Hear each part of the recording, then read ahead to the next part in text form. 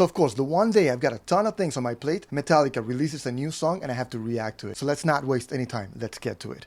Here we go. If Darkness Had a Son by Metallica.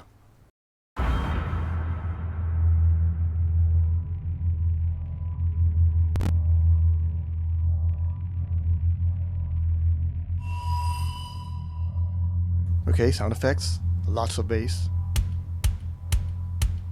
Oh, I don't like that bass drum. Oh, and I almost forgot. By the way, if you're a guitar player, I'm actually running a ADDARIO giveaway, and you can actually get an awesome chromatic guitar tuner and 5 sets of whatever guitar strings you like by ADDARIO for free. All you gotta do is comment on that video. So I'll link to that in the description down below and at the end of the video. All right, on with the show. Lots of reverb on the snare.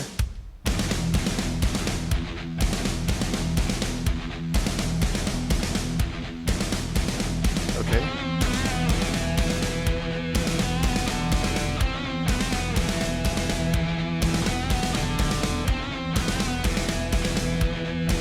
Okay, E minor. So hold on. Let's grab the guitar real quick. Is it on E? I hope it's on E. Okay, guitar, check. I mean, my guitar is in tune, so that actually sounds a little sharp. The Metallica song does. So that was like...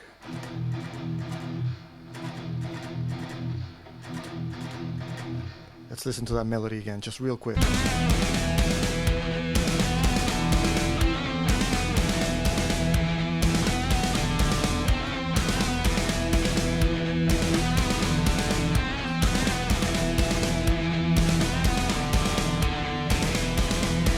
And this goes back to the E.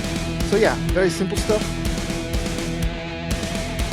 C to B and then E and then C to, well, it's really a bend about B to the D. And that sounds really chromatic. It sounds like I've heard this before. But you can actually see James play it, so something like this. That sounds about right, right? So that's the A to the A sharp, let's call it, which is B flat, same thing. I mean, it's chromatic, so it doesn't really matter. 12th fret to 13, then 12 on the D, which is also a D. Then F to E on the low E, so that'll be the 13th fret and the 12th fret, and then it resolves back to that D. So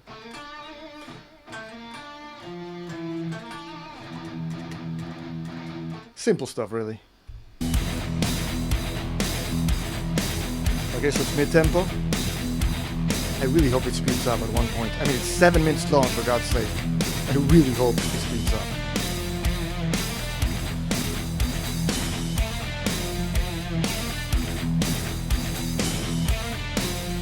Production-wise, it really sounds like How to Wire to Self-Destruct, which the other two songs did also. Love the vocals. I mean, head tilt. On point.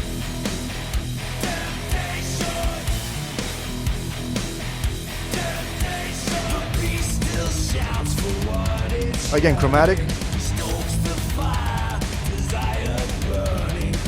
I mean, I might be a little bit off, but it sounds like he's doing some like...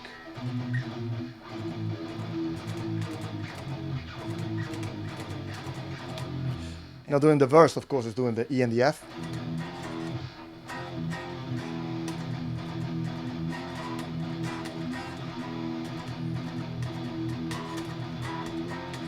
And then here it starts out on the A and it chromatically goes down, so something like that. I mean, it's the first time I'm hearing this, so I might be a little bit off, but it sounds like that. See?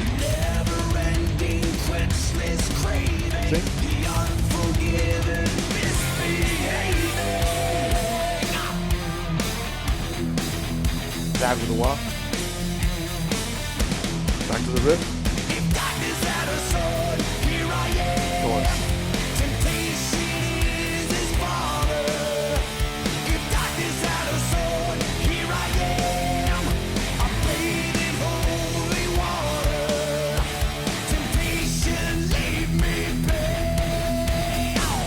Okay, again, simple stuff. It really sounds a lot like Hardwired to Self-Destruct. Like, this song would just fit on that album perfectly. Except, it would be one of the worst songs in the album so far. Okay, so on the chorus, it's basically doing something on the C, B, A, and then it ends on the E, and then something like with a C, B, and D. So the first time around it ends on E. It resolves to the E.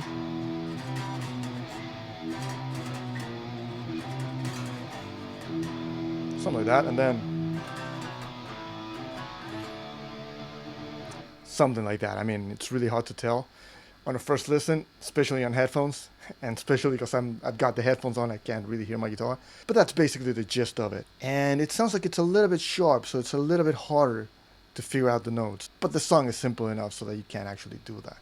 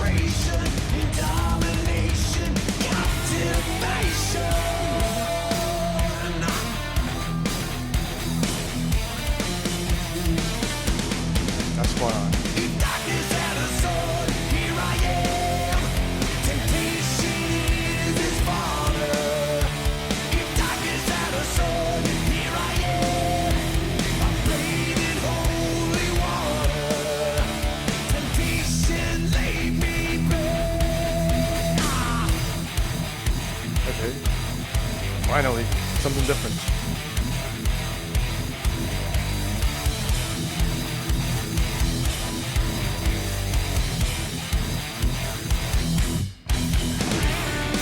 Okay, here we go. Kirk with a solo. Kirk with the pentatonic scale once again.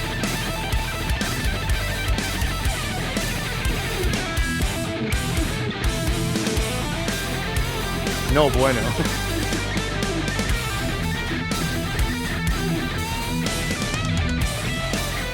Oh, Kirk, that's not a good solo. Come on.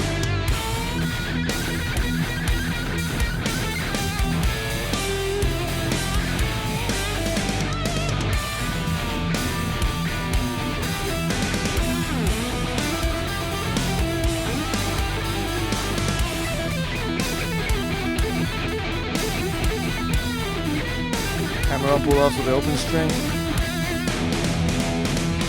Very pentatonic. Very, very uninspired.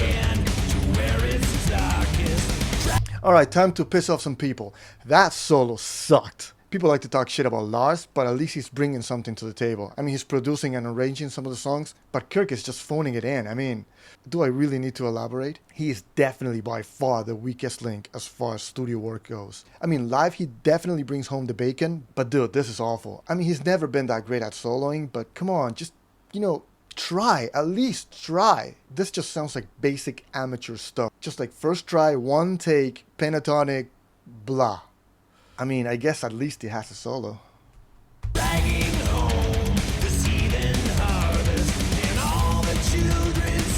All of that chromatic.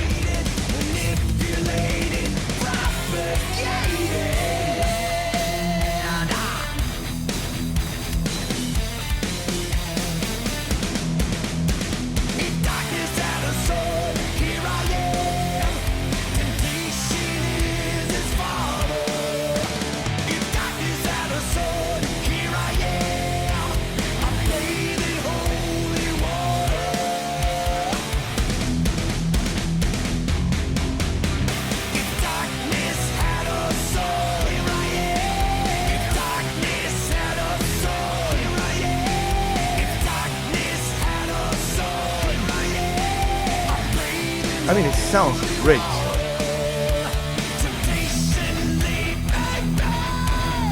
Woo.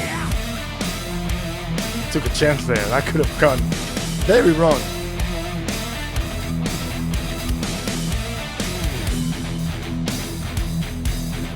Back to that riff.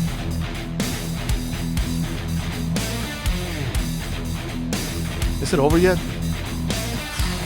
One more minute of this.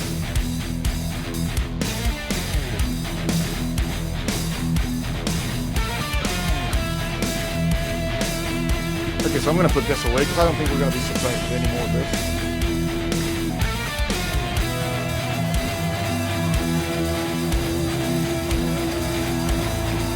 Okay, a couple of chords. And it's finally over. Alright, so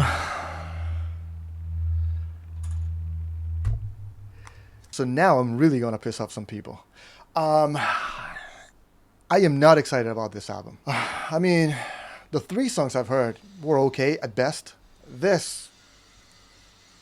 So check this out. When the Black Album came out, I was just a little kid and I loved the Black Album. Then Load came out and it was really cool. I mean, it sounded different. It was definitely a different album from like the thrash days and of course Black Album. And then Load was kind of like, you know, a step further in that direction, in the wrong direction if you ask me. But then they kind of redeemed themselves with really 2 CDs of awesome cover songs. Most of them better than the original songs if you ask me. But then, you know, Saint Anger came out and I was like, dude, this sucks. This is definitely a sprint in the wrong direction. But then, you know, it was kind of like the new metal era and, you know, things were changing. There were no solos in it and, you know, Metallica was struggling.